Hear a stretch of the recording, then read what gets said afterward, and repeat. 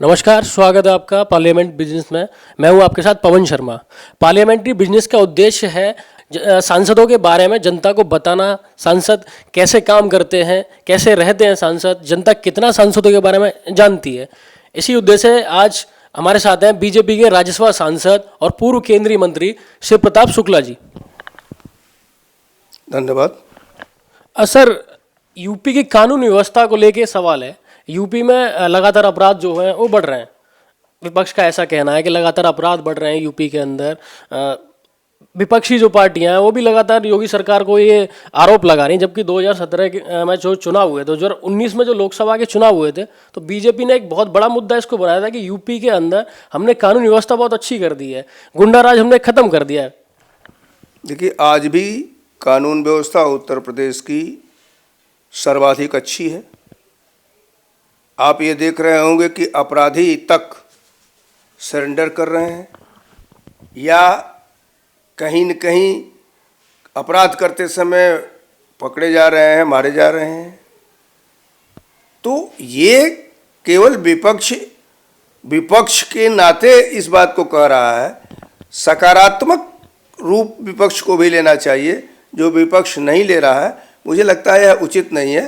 कानून व्यवस्था उत्तर प्रदेश की कतई खराब नहीं है। मैं इससे इनकार करता हूं जो विपक्ष कहता है। सर, लव जिहाद का एक मुद्दा बहुत गर्म चल रहा है देश के अंदर। देश के विभिन्न राज्यों में ऐसी बहुत सारी घटनाएं सामने आ रही हैं जो लव जिहाद से जुड़ी हुई हैं। सरकार क्या कदम, यूपी में कुछ ज़्यादा ये मामला सामने आ रहा है, सरकार क्या कार्रवाई कर रही है लव जिहाद को रोकने के लिए? देखिए पवन जी, यह एक ऐसा विषय है जो सरकार समाज दोनों के बीच का विचार का विषय है। उसके बावजूद भी उत्तर प्रदेश की श्री योगी आदित्यनाथ की सरकार इसके लिए सशक्त तौर पर सन्नद्ध होकर के कार्य कर रही है। वह कानून भी बना रहे हैं, मतलब शक्ति कर करके एक उन्होंने अभियान भी चलाया है। नारी शक्ति को उसके सशक्तिकरण के लिए भी चलाया है। स्वयं एक सांसद के रूप में भी योगी आदित्यनाथ जी हमेशा इसके विरोधी रहे हैं और आज मुख्यमंत्री हैं। तो ऐसी स्थिति में यह कहना कि उत्तर प्रदेश में अधिक है और किसी प्रदेश में कम है, मैं ये मान करके चलता हूं कि समाज के लोगों को भी इस पर विचार करना चाहिए और सरकार को अपने तौर पर इसका करना चाहिए। अब तो कोर्ट भी फैसला दिया है कि केवल शादी करने के लिए धर्म परिवर्तन ये नहीं है। तो ऐसी स्थिति में केवल उत्तर प्रदेश सरकार को विपक्ष अगर कुछ कहता है तो यह सर्वथा निराधार है।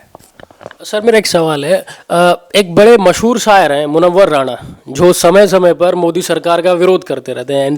एनआरसी को लेके, सीए को लेके बहुत ज़्यादा विवादित उन्होंने बयान भी दिए थे। अभी एक और भी उनका विवादित बयान आया है। उन्होंने कहा है कि अगर कोई मेरे माता पिता का कार्टून बनाएगा तो मैं उसका कत्ल कर दूंगा। तो आपको लगता है कि इतने पढ़े लिखे वो बताते हैं कि हम शायर हैं और बहुत पॉपुलर भी हैं, आपको लगता है कि ऐसे पढ़े लिखे लोग भी इस तरीके के बयान दे रहे हैं, तो क्या जाहिर हो रहा है इससे?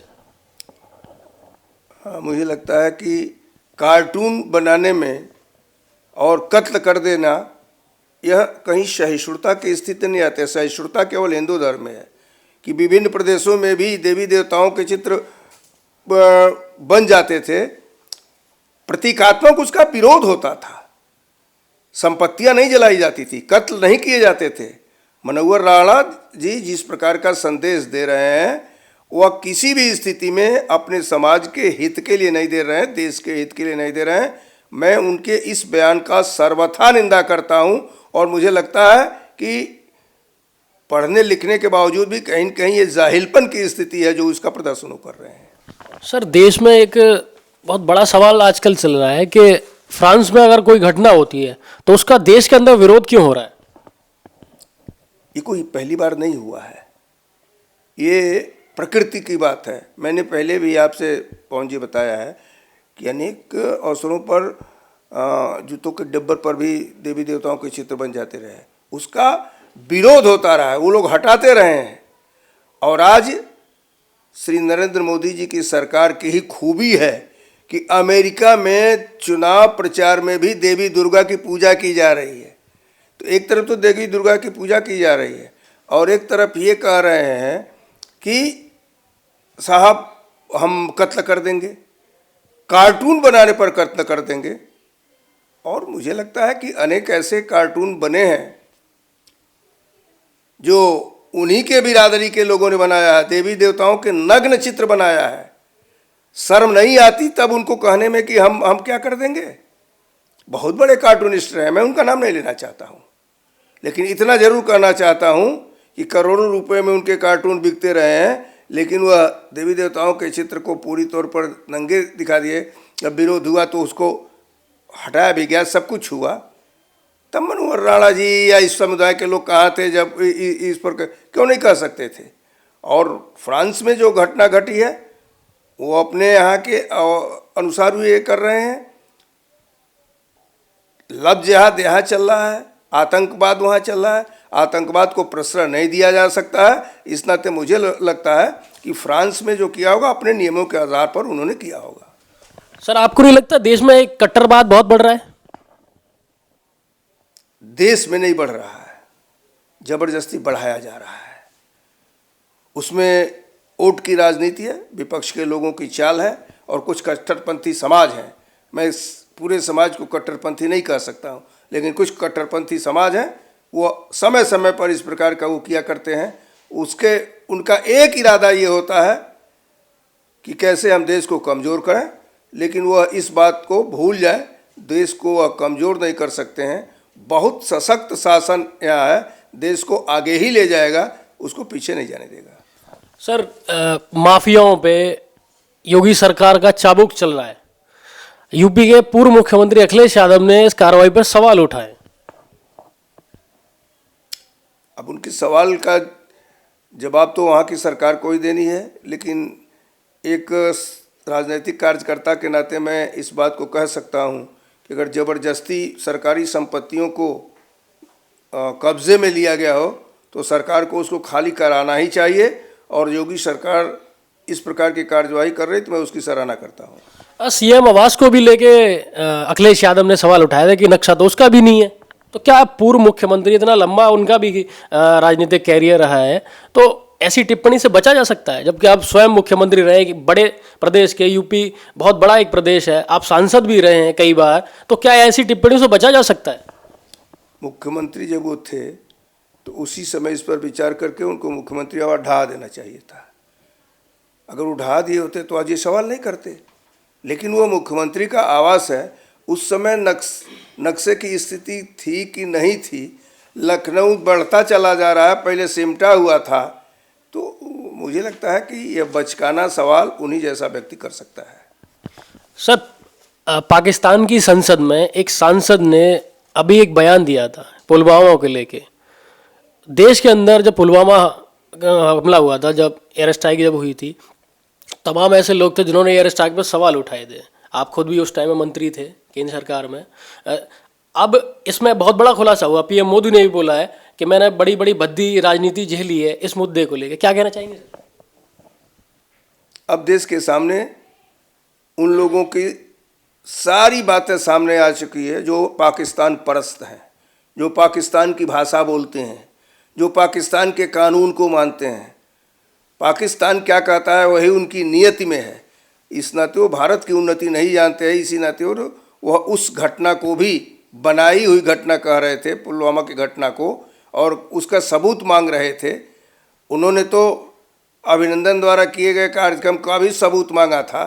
तो ऐसे लोग जो इस देश में रह रहे हैं, गंदी राजनीति कर रहे हैं, उन लोगों को जनता भी अपनी भाषा में उनको जवाब देगी और धीरे धीरे उनको दरकिनार करती चली जा रही है। एक दिन ऐसा भी आएगा कि भारत की संपूर्ण जनता उनको या मानने से ही इनकार कर देगी। विपक्ष ने सर ये मुद्दा भी बनाया था 2019 के लोकसभा चुनाव में, बहुत बड़ा मुद्दा बनाया था कि मोदी जी सैनिकों के शौर्य पर वोट मांग रहे हैं। तो और जबकि उनकी तरफ से बहुत सवाल उठाए गए थे सैनिकों पे कि आप सबूत दीजिए, अरविंद केजरीवाल हो या राहुल गांधी हो, उन्होंने तो खून की दलाली तक बोल दिया था। आप मानते हैं कि सेना को इन सब चीज़ों से दूर रखना चाहिए, विपक्ष को भी? सेना के लिए, उनके बहबूदी के लिए, उनकी भलाई के लिए करने का काम तो श्री नरेंद्र मोदी जी ने किया है, उनकी पेंशन की समस्या को ख़त्म किया है, वन रैंक वन पेंशन की स्थिति को उन्होंने ये लिया है, उन्होंने हर चीज़ भत्ता बढ़ाया है, उन्होंने बजट सेना के लिए बढ़ाने का काम किया। अटल बिहारी वाजपेयी जी वह पहले प्रधानमंत्री थे जिन्होंने सेना के शौर्य को दर्शाने का काम किया, बलिदानियों को सम्मान देने का काम किया। उनके शवों को पहले नहीं भेजा जाता था, उनके घरों तक भिजवाने का काम किया, सम्मान के साथ उनका चिता जली या दफन हुए। उनके परिवारों को आश्रय देने के लिए पेट्रोल पंप, गैस एजेंसी, ये सब कुछ देने का काम किया। कांग्रेसी जो शासन कर रहे थे उनको यह नहीं सूझ रहा था क्या इसका ठेका केवल भारतीय जनता पार्टी के विचारधारा को मानने वाले लोग ही कर सकते हैं? और नरेंद्र मोदी जैसा व्यक्ति जो देश के लिए ही जीता है, वह कभी भी सेना के शौर्य को कम करने की बात सोच ही नहीं सकते हैं। ऐसे आदरणीय प्रधानमंत्री भारत को मिले हैं, मैं निश्चित रूप से ये कह सकता हूँ कि वो जब तक भी रहेंगे भारत उन्नति के शिखर पर चढ़ता ही चला जाएगा। सर मेरा एक सवाल है, बीजेपी जब विपक्ष में थी तो बीजेपी ने कभी इस चीज़ को मुद्दा नहीं बनाया, कभी सेना के शौर्य पर बीजेपी की तरफ से कोई सवाल नहीं हुए। कांग्रेस विपक्ष में आने के बाद लगातार चाहे एयर स्ट्राइक हो, सर्जिकल स्ट्राइक पे भी सवाल उठाए गए थे, देश में बहुत विरोध भी हुआ था उनका। लगातार ये सवाल इस तरीके से उठाती है कांग्रेस, सेना के शौर्य पर सवाल उठाती है, तो क्या इन चीज़ों से बचा जा सकता है? कांग्रेस को क्या सलाह देना चाहेंगे सर, और पूरे विपक्ष को भी? नहीं, बचा जा सकता है, लेकिन कोई बचने का काम करेगा तब तो, जब किसी को यही लगेगा कि नहीं मुझे निंदा करनी है, तो ईश निंदा कहीं हो जाती है, उसके विषय में तो बहुत ध्यान रहता है। लेकिन इस प्रकार के शासन की निंदा की स्थिति आती है तो ध्यान रहता है भारतीय जनता पार्टी या राष्ट्रीय स्वयंसेवक संघ इस विचारधारा का है कि आपको पवन जी ध्यान होगा, शास्त्री जी ने एक बार आह्वान किया था तो दिल्ली की पूरी ट्रैफिक व्यवस्था राष्ट्रीय स्वयंसेवक संघ के स्वयंसेवकों ने संभालने का काम किया था जब युद्ध चल रहा था। तो हम युद्ध और शांति दोनों समय केवल देश के विचार करते हैं। हमारे लिए हमेशा देश प्रथम रहता है, पार्टी बाद में रहती है। कांग्रेस और इस विपक्ष के लोगों के लिए पहले उनका घर रहता है, उसके बाद पार्टी रहती है, उसके बाद देश रहता है। सर फरीदाबाद में निकिता तोमर एक बच्ची थी, उनकी एक सरफिरे कहेंगे हम इसको, गोली मार के हत्या कर दी उसकी। बड़ा विरोध चल रहा है वहाँ पे, पंचायतें भी हो रही हैं। जब मीडिया ने इन सब चीज़ों का अध्ययन किया, इन सब चीज़ों के बारे में जानकारी ली, तो पता चला कि 2018 में भी एक बार वो किडनैप भी कर चुका उस लड़की को। तब उसका जो परिवार है वो राजनीतिक परिवार है, तो अपने रसूख के कारण उन्होंने मामले को रफा दफा करवा दिया। 2 साल बाद उस लड़के ने गोली मार दी। मामला ये पता चला है कि उसकी जो लड़का है उसकी माँ ने ये तक कहा उनको कि अब आपसे शादी कौन करेगा, आप धर्म बदल लीजिए। कोई राजनेता उसके परिवार वालों से मिलने नहीं गया है, जबकि हाथरस में भी ऐसा कुछ एक पीड़ित लड़की के साथ बताया जा रहा है कि मार दिया गया उसको। पूरा विपक्ष वहाँ चला गया। हाथरस की घटना पे पूरा विपक्ष चला गया। यहाँ जो फरीदाबाद की घटना है उसका पूरा विपक्ष शांत है, अभी तक कोई नेता वहाँ पे मिलने नहीं गया है। अरे भाई वो मुसलमान परिवार है, मारने वाला मुसलमान है, क्यों जाएगा कोई? वह तो उनका वोट बैंक है। अपने वोट बैंक को सहेजने के लिए वह पूरे भारत में कत्लेआम हो जाए तो भी उनसे कोई मतलब नहीं रहेगा, इस नाते वहाँ नहीं जाएंगे। सर महिलाओं पे जो ये अत्याचार जो हो रहे हैं इस पर क्या कहेंगे आप? लगातार चाहे हाथरस की घटना हो, हाथरस में तो कुछ सीबीआई उसकी जांच कर रही है। देखिए पवन जी, इस प्रकार के अत्याचार समाज का भी काम है। वह इस पर सामान्यतः राजनीतिक लोग ये सवाल नहीं करते हैं, लेकिन मैं इस बात को जरूर कह रहा हूँ कि समाज के लोगों को भी इस पर विचार करना चाहिए। गांव से इसको दबाने की प्रयत्न करना चाहिए, मोहल्ले से दबाने का प्रयत्न करना चाहिए, और ऐसा जो भी परिवार करे उस परिवार को पूरी तौर पर वर्जित करना चाहिए। सरकार, कोई भी सरकार हो, मैं नहीं कह रहा था आज भारतीय जनता पार्टी, कभी किसी और की सरकार हो सकती है, वह भी ये नहीं कर सकती। इस नाते समाज को भी करना चाहिए, सरकार को भी मिलजुल करके करना चाहिए और इस पर गहन तरीके से अध्ययन करते हुए इसका निराकरण करना चाहिए। सर, राज्यसभा में अभी कुछ दिन पहले किसान बिल पेश हुआ था, बहुत ज़्यादा हंगामा हुआ था राज्यसभा के अंदर। आप खुद भी राज्यसभा सांसद हैं। जो उपसभापति है हरवंश सिंह, उनके साथ मसलूकी की गई, जो बिल बुक है उसको फाड़ दिया गया। किस तरीके से देखते हैं आप इस चीज़ को? वह एक दुर्भाग्यपूर्ण क्षण था। एक बहुत वरिष्ठ नेता, राज्यसभा के सदस्य, उन्होंने उसको फाड़ने का काम किया। फेंके गए, माइक तोड़े गए। यह राज्यसभा में दुर्भाग्य क्षण था। हम लोग तो कभी सोचे भी नहीं थे। हम लोग तो विधानसभाओं को देखे हैं जिसमें ये होता रहा है, हम लोग उस विधानसभा में रहे हैं। कभी ये नहीं सोचते थे कि राज्यसभा में होगा, लोकसभा में होगा। लेकिन यहाँ भी अगर अब ये शुरू हो गया है तो मान करके हम ये चल रहे हैं कि विपक्ष किस तरह से राजनीतिक पतन की तरफ जा रहा है। सर, आपके राज्यसभा में आपके एक साथी हैं संजय सिंह, यूपी के दौरे कर रहे हैं लगातार, आम आदमी पार्टी को मजबूत करने की कोशिश कर रहे हैं यूपी में। केजरीवाल जी ने इसमें उनको लगाया है। बेहद तल्ख हमले में योगी सरकार को घेर रहे हैं वो, क्या कहना चाहेंगे? ठीक है, वो अपने दल को मजबूत करें। एक बार और भी उत्तर प्रदेश में वो लोग लड़ाए थे, तो जितने भी लड़ाए थे जमानत कहीं भी नहीं बची थी। आगे भी वही होगा। सर, यूपी में विपक्ष का आरोप है कि ब्राह्मणों की हत्या हो रही है यूपी के अंदर। तो क्या वाकई ब्राह्मणों की हत्या हो रही है कि सिर्फ इसको एक मुद्दा, राजनीतिक मुद्दा बनाया जा रहा है? देखिए, केवल राजनीतिक मुद्दा है। कहाँ ब्राह्मण की हत्या हुई है? भाई, मैं तो ब्राह्मण हूँ और मैं इस बात को ये कह रहा हूँ, कहाँ हुई है? उन लोगों ने विकास दुबे, उनके परिवार को अगर ब्राह्मण मान लिया तो संतोष शुक्ल क्या थे जिनकी हत्या उन्होंने किया था, विकास दुबे ने? उसके साथ अनेक ऐसे हत्याएं किया जिसकी हत्या के वो सब के सब ब्राह्मण थे। तो ऐसी राजनीति नहीं करनी चाहिए, गंदी। अखिलेश जी के समय में और समयों में केवल जात की बात चलती थी। यह नहीं है। जो भी कहे हैं गलत कहे हैं। हर समाज को सशक्त होना चाहिए, लेकिन अपने मूल्यों के प्रति, अपनी मान्यताओं के प्रति, समाज में जो गलत नीतियां हैं, रीतियां हैं, उसके खिलाफ ये करने के लिए होना चाहिए। केवल वोट के लिए कभी ब्राह्मण, कभी ठाकुर, कभी यादव, ये नहीं करना चाहिए। जो कर रहे हैं वो सर्वथा गलत है। यह केवल समाज को तोड़ने के लिए हो रही है।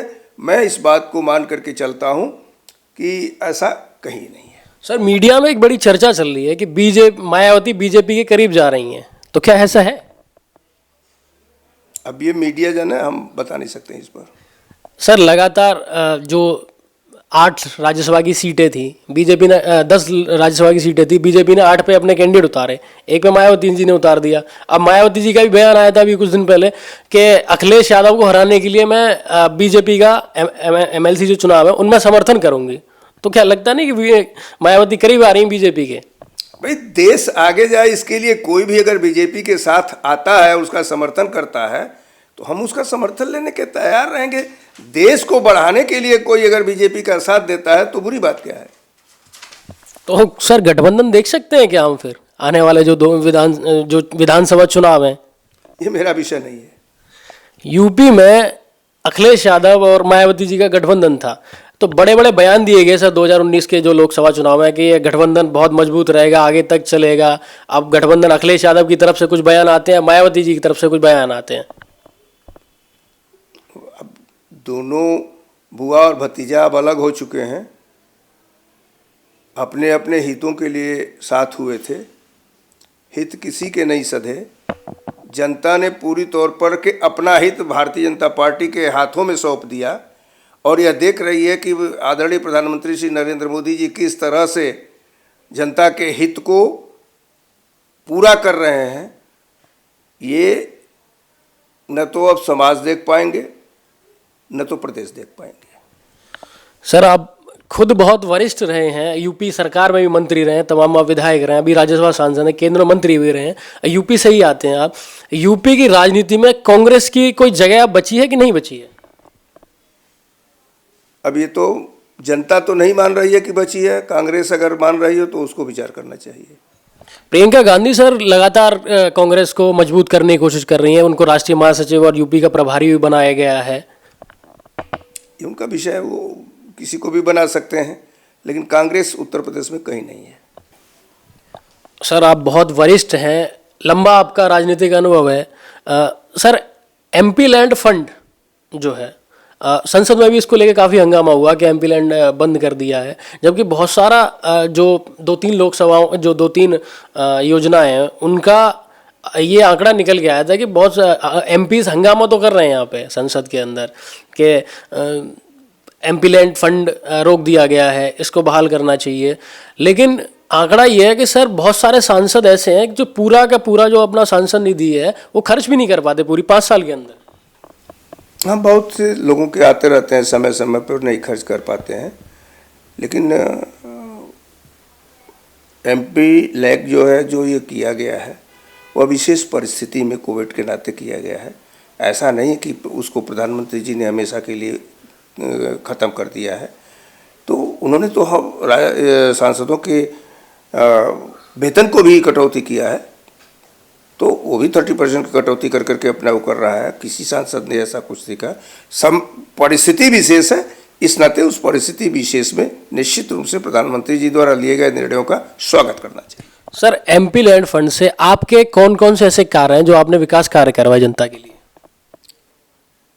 देखिए, मैंने तो अपना पैसा विश्वविद्यालय को दिया है, मैंने अपना पैसा गवर्नमेंट कॉलेज को दिया है, मैंने अपना पैसा कॉलेज में विज्ञान कक्ष और उसके सामग्रियों के लिए ये दिया है, मैंने अपना पैसा एक जगह हमीरपुर में कुष्ठ आश्रम के लिए ये दिया था।